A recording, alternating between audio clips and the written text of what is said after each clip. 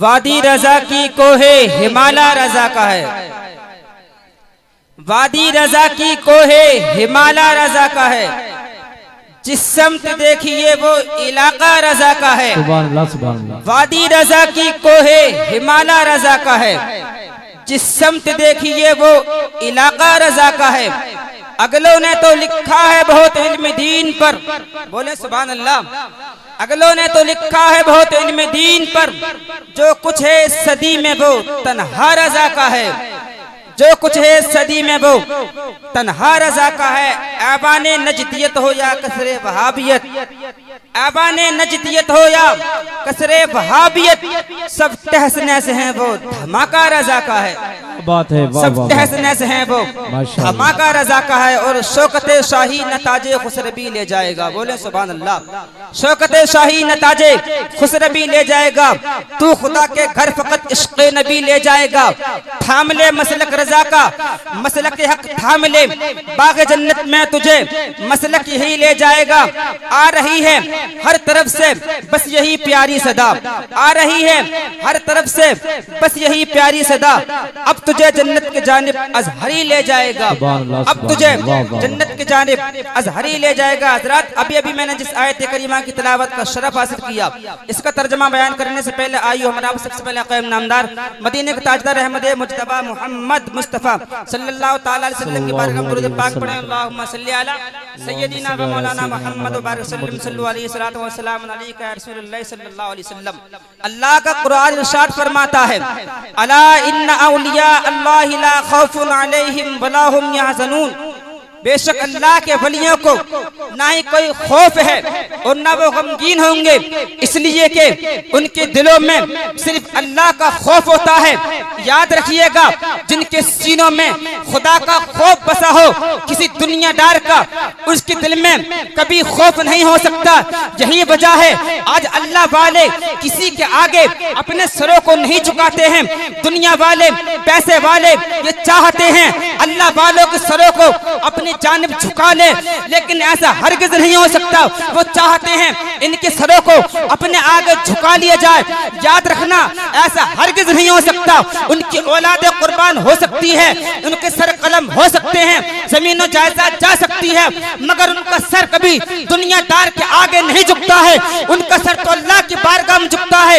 اس لیے اللہ رب العزت جو چاہتے ہیں کہ اللہ والوں کا سر ہمارے آگے جھک جائے، تو اللہ رب العزت ان کے دلوں میں ایسا خوف بٹا دیتا ہے۔ جو دنیا دار ہوتے ہیں وہ سب کے سب اللہ والوں کے سامنے جھکتے ہوئے نظر آتے ہیں، ان کے قدم چومتے ہوئے نظر آتے ہیں۔ اللہ رب العزت نے اس دنیا کے اندر بہت سارے اولیاء کرام کو تشریف فرمایا۔ انبیاء کرام بھی اس دنیا کے اندر آئے، مگر انبیاء کرام کی تعداد تو بیان کی گئی ہے 1,24,000 کم و بیش یا 2,24,000 تعداد بیان کی گئی ہے۔ مگر یاد رکھیے گا، اسی دنیا کے اندر اولیاء کرام بھی تشریف لے کر آئے ہیں، مگر اولیاء کرام کی گنتی کسی نے نہیں کی ہے۔ بے شمار اس دنیا کے اندر اللہ والے آئے ہیں، کوئی ان کی گنتی نہیں کر سکتا۔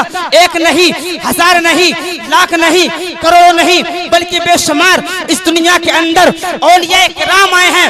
مگر ہم یہ کہتے ہیں جتنے اولیاء کرام آئے ہیں ان سب کے درمیان میں اللہ رب العزت نے اگر سب سے بڑا مقام، سب سے زیادہ عظمت و بلندی، اگر سب سے بڑا مقام کسی کا رکھا ہے تو قسم خدا کی بغداد کے سلطان حضور غوث اعظم کا مقام رکھا۔ سبحان اللہ سبحان اللہ، کیا بات ہے۔ نعرہ تکبیر، نعرہ رسالت، فیضان غوث اعظم، مسلک اعلیٰ حضرت، بہت اچھا ماشاءاللہ۔ حضرات اللہ والوں کی بارگاہوں میں جایا کرو، ان سے فیض حاصل کیا کرو۔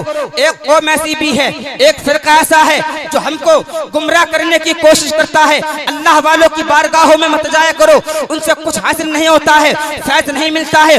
مگر یاد رکھیے گا، ان کی باتوں میں، ان کے فریب باتوں میں بالکل نہیں آنے کا۔ اس لیے یہ ہمارے ذہن کے اندر گمراہیت کو بھرنے کی کوشش کرتے ہیں کہ اللہ والوں کی مزاروں پر نہ جائیں۔ مگر یاد رکھیے گا، جب بھارت کے اندر سب سے پہلے حضور خواجہ غریب نواز تشریف لے کر کے آئے تھے تو قسم خدا کی سب سے پہلے جن کی بارگاہ میں حاضری دی تھی ان بزرگ کا نام ہے حضرت داتا لاہوری. جیسے ہی حضرت داتا لاہوری کی بارگاہ میں غریب نواز حاضری دیتے ہیں, یاد رکھیے گا وقت کا سلطان حضور خواجہ غریب نواز جن کی بارگاہ میں حاضری دے رہا ہو وہ کتنا بڑا اللہ والا ہوگا. حضور خواجہ غریب نواز نے 40 دن تک وہاں چلا کرتے رہے, فیوز و برکات حاصل کرتے رہے. فیض حاصل کرنے کے بعد ہم تک پیغام پہنچا دیا. اے سنی مسلمانوں میرا پیغام سنو, اللہ والوں کی بارگاہوں میں جایا کرو, اس لیے کہ جب تک یہ زمین پر رہتے ہیں اپنے غلاموں پر فیض کے دریا بہاتے ہیں, جب زمین میں چلے جاتے ہیں تب بھی اپنی غلاموں کی حاجتوں کو پورا فرمایا کرتے ہیں. سبحان اللہ ماشاءاللہ. یہ غریب نواز کا کہنا ہے. سب سے پہلے غریب نواز حضرت داتا لاہوری کی بارگاہ میں حاضری دے رہے ہیں, ہم تک پیغام پہنچا رہے ہیں اللہ والوں کی بارگاہ میں جایا کرو. تو ان کی نہیں مانیں گے, ہم تو ہندوستان کے سلطان جن کی وجہ سے آج ہندوستان میں مسلمان ہیں ہم تو انہی کی مانیں گے. ہم کو کیا پیغام دے کر رہے ہیں. آپ کو کچھ وقت کے لیے ایک مختصر سا واقعہ سنانا چاہتا ہوں, محبت سے بولیں سبحان اللہ اور زندگی کے ساتھ کہیں یا رسول اللہ. حضرت داتا لاہوری ہیں, آپ بیتی بیان فرماتے ہیں میں جنگلوں بیابان کا سفر کر رہا تھا, صحراؤں سے گزر رہا تھا, اچانک میری نگاہوں کے سامنے ایک عاشق رسول کا مزار پڑتا ہے. میں باوضو ہونے کے بعد وہاں پر باادب حاضری دیتا ہوں. حاضری دینے کے بعد فرماتے ہیں آپ گوٹیا کی سرزمین پر رہنے والوں آپ کو بتا دوں آپ اللہ والوں کی بارگاہوں میں جاتے ہو. اے تحسینی ملت کی بارگاہ میں حاضری دینے والوں, اے غریب نواز کی بارگاہ میں حاضری دینے والوں, امین شریعت کی بارگاہ میں حاضری دینے والوں, آؤ میں آپ کو بتاتا ہوں مزارات کی برکات کیا ہوتی ہے. حضرت داتا لاہوری فرماتے ہیں میں نے باادب ہونے کے بعد حاضری دی. حاضری دینے کے بعد وہیں پر میری آنکھ لگ جاتی ہے. مزار کی برکت کیا ہوئی, فرماتے ہیں میں سویا تھا ملک شام میں مگر خانہ کعبہ کا دیدار کر رہا ہوں. سویا تھا ملک شام میں, قسم خدا کی میرا اور مقدر جاگا, یہاں تک کہ خانہ کعبہ کے اندر سینکڑوں دروازے نظر آ رہے ہیں. یہاں تک کہ سینکڑوں دروازوں میں ایک دروازہ ایسا بھی تھا جس کا نام باب بنی شیبہ تھا. میرا اور مقدر جاگا, میں نے کیا دیکھا کہ اس دروازے سے آقا کریم جناب محمد رسول اللہ صلی اللہ تعالی علیہ وسلم تشریف لے کر کے آ رہے ہیں. اسی منظر کو دیکھ کر بریلی کے امام احمد رضا خان سنیت کی جان, علم کی چٹان, راشد مفکرین, شیخ المحدثین, امام المجددین سیدنا اعلی حضرت ارشاد فرماتے ہیں حاجیو آؤ شہنشاہ کا روزہ دیکھو, حاجیو آؤ شہنشاہ کا روزہ دیکھو, کعبہ تو دیکھ چکے کعبے کا کعبہ دیکھو. سبحان اللہ. یہ ہے مزارات کی برکات. اللہ والوں کی بارگاہ میں جایا کرو.